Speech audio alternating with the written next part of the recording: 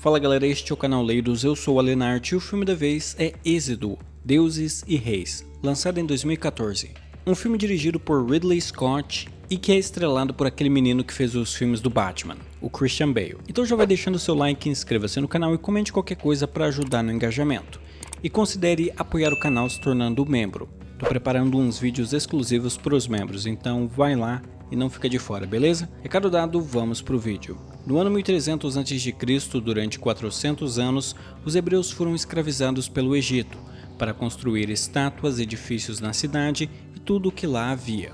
Durante todo esse tempo, eles não esqueceram sua pátria e seu Deus. No Palácio Real Egípcio, na capital, o faraó Sete I presidia uma reunião com seus subordinados sobre a ameaça do povo hitita que habitava o vale próximo à fronteira egípcia. Ramsés, o príncipe herdeiro do faraó, e Moisés, primo de Ramsés, também estavam presentes na reunião. Sete I, sentindo-se apreensivo, consultou a sacerdotisa real, em busca de conselhos. Ele se perguntava se o Egito venceria a guerra contra o exército hitita. Após realizar um ritual, a sacerdotisa não pôde determinar quem sairia vitorioso, mas mencionou uma profecia na qual, durante a batalha, um dos líderes seria salvo, e aquele que o salvou se tornaria líder depois. Ramsés e Moisés lideraram o exército na guerra contra os hititas, ambos brandando espadas. Eles, que eram melhores amigos desde a infância, lutavam lado a lado no ataque aos hititas.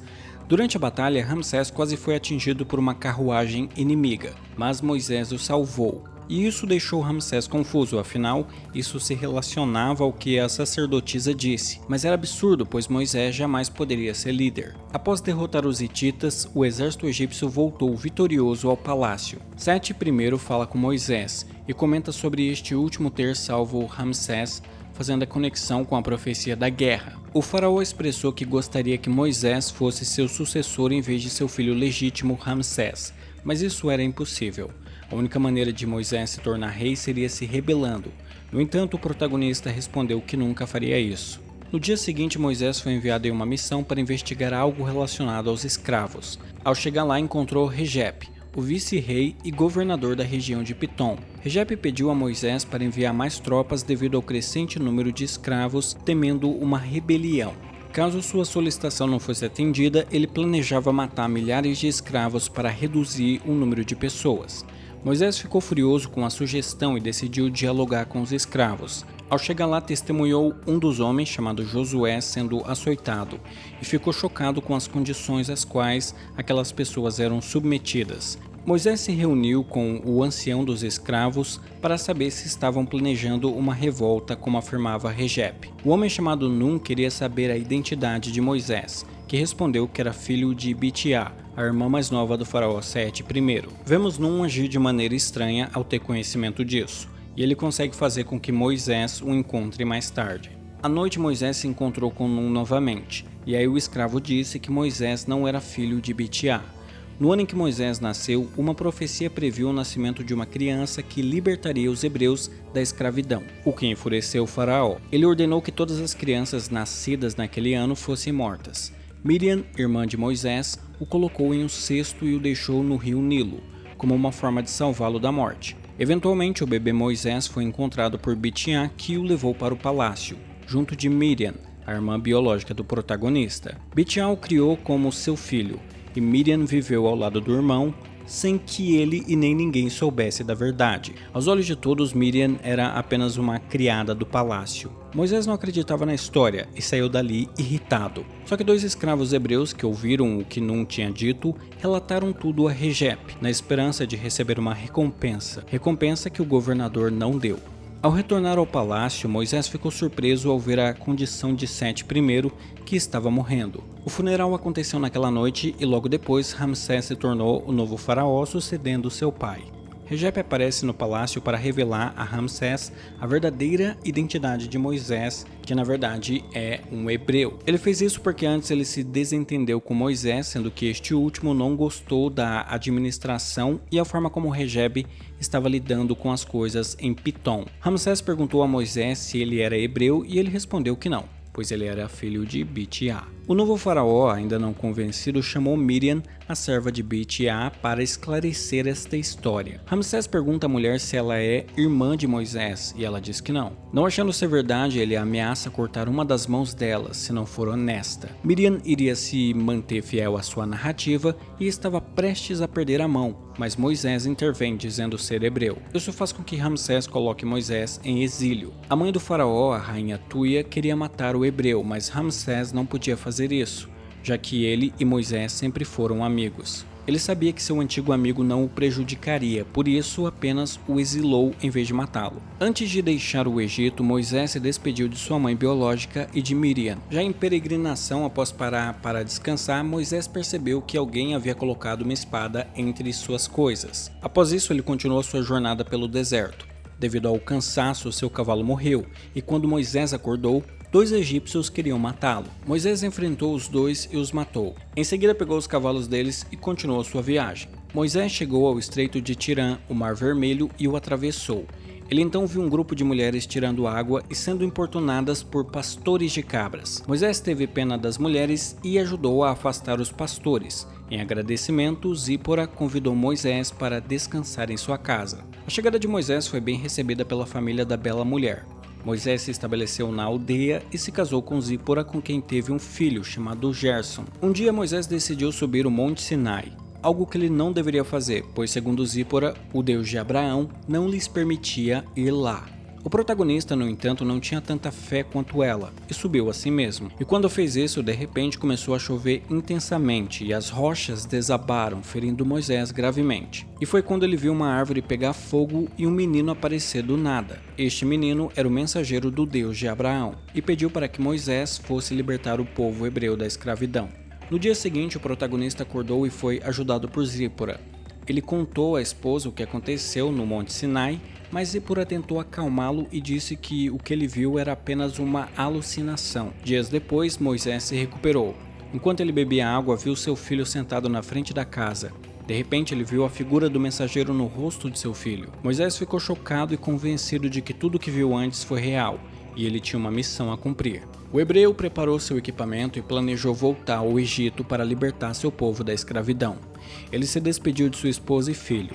Após algum tempo, o homem finalmente chega ao Egito. Lá ele viu os escravos hebreus trabalhando arduamente, sendo que muitos deles morriam de exaustão. Moisés entrou em um lugar secreto onde se encontrou com Num e Josué, e seu irmão Arão, a quem ele viu pela primeira vez. Enquanto isso, Ramsés acordou de seu sono. Vemos que agora ele tem um filho. Ao sair um pouco para passear no meio da noite, ele é surpreendido por Moisés. Ele acusou o faraó de enviar assassinos para matá-lo. Ramsés explicou que não tinha enviado os 2 homens, e sim que sua mãe fez isso. Ele ainda disse que tentou ajudar Moisés, colocando a espada entre as coisas dele. O protagonista exige a libertação dos hebreus. Ramsés diz que não poderia fazer isso, pelo menos não agora. Precisaria de tempo. Só que no dia seguinte, diante do conselho, o faraó ordena que seus homens matem Moisés, por ele ter sido desrespeitoso. Com isso, os soldados saem pela cidade barbarizando o povo hebreu à procura de Moisés. Num escondeu o nosso herói em um local secreto.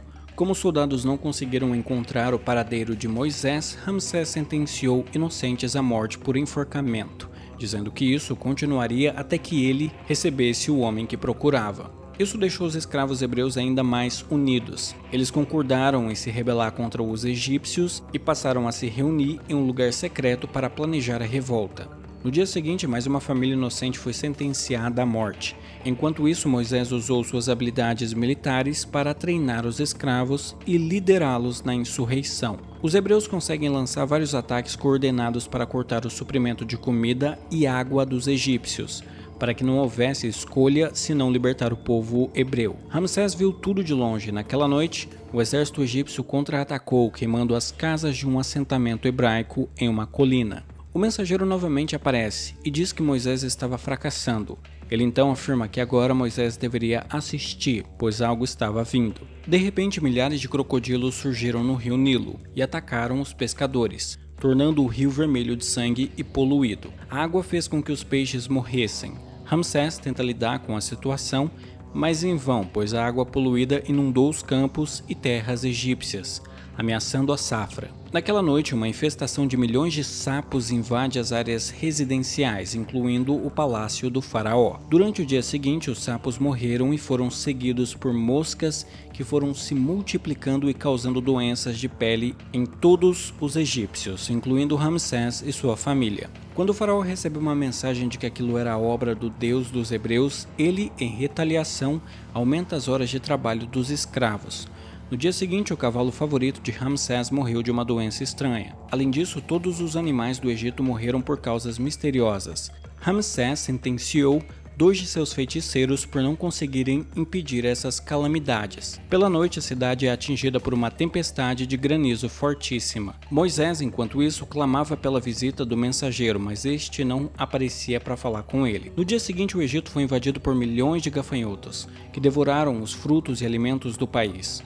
O ministro de Ramsés relatou que hectares de campos de arroz haviam sido destruídos e pediu a distribuição dos estoques do palácio ao povo. No entanto, Ramsés recusou, deixando a população faminta. Naquela noite, egípcios famintos invadiram o depósito de alimentos reais em busca de comida. Os soldados os confrontaram e os mataram sem piedade. Moisés finalmente vê o mensageiro novamente, e dessa vez ele diz que tinham que lançar um ataque brutal para destruir o faraó. Moisés é contra, ele achava que com o crescente descontentamento do povo egípcio com o faraó, logo o exército se voltaria contra ele, fazendo o governo cair por terra, dando assim liberdade ao povo hebreu. Ele sentia que as pragas estavam afetando o povo egípcio, que não era culpado pelo comportamento errático de seu líder. E é claro, muitos hebreus também sofriam no processo. Mas algo interessante aqui é que o mensageiro tem uma sede por sangue e vingança, e ele quer que todos aqueles que foram de alguma forma responsáveis pela escravidão do povo hebreu paguem.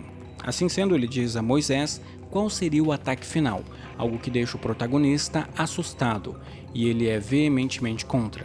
Moisés se encontrou com Ramsés e pediu a ele que libertasse os hebreus, para evitar mais tragédias. Ele teria que fazer um anúncio até o fim do dia, ou uma tragédia gigantesca cairia sobre o Egito, e ele, pessoalmente.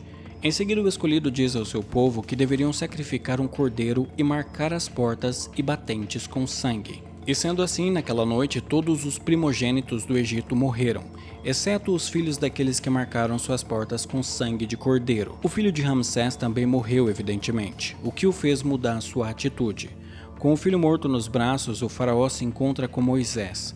Ele finalmente diz que os hebreus estão livres para ir para sua terra prometida, Canaã. Vemos os hebreus indo embora.